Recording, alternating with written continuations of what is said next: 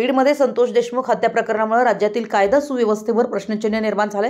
अशातच कोल्हापूरमधून धक्कादायक बातमी समोर आली आहे। अल्पवयीन मुलांची गँग धारदार शस्त्र घेऊन दहशत पसरवत असल्याचं उघड झाले। एवढंच नाही तर स्टेटस ठेवून एका अल्पवयीन मुलाची हत्याही करण्यात आली।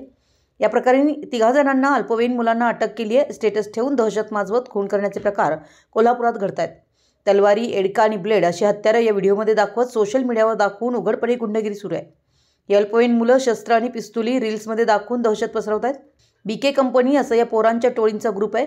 अंमली पदार्थांच्या आहारी गेलेली ही पोरं कोयते घेऊन रस्त्यावर कुठे गाडी अडवत आहेत, तर कोणी पिस्तूल घेऊन दुचाकीवर दमदाटी करत आहे। एवढंच नाही तर रील्स बनवून उघडपणे शिवीगाळ करून धमकी देत आहेत। काही दिवसांपूर्वी कोल्हापुरातल्या गांधीनगर इथल्या विठ्ठल सुभाष शिंदे या तरुणाचा खून करण्यात आला। 6 ते 7 जणांच्या टोळक्यानं विठ्ठल शिंदे यांच्यावर कोयत्यानं सपासप वार करून निर्घुणपणे हत्या केली होती। पोलिसांनी अवघ्या 3 तासात पोलिसांनी छडा लावलाय। 2 अल्पवयीन मुलांसह 7 जणांना पोलिसांनी जेरबंद केलं होतं। पूर्ववैमनस्यातून हा खून झाल्याचं पोलीस तपासात निष्पन्न झाले। दरम्यान स्थानिक गुन्हे अन्वेषण शाखा, गांधीनगर आणि करवीर पोलिसांनी ही संयुक्तरित्या कारवाई केली आहे। मात्र हत्येचा नवा प्रकार समोर आलाय। कोल्हापूर प्रतिनिधी, मराठी एस न्यूज।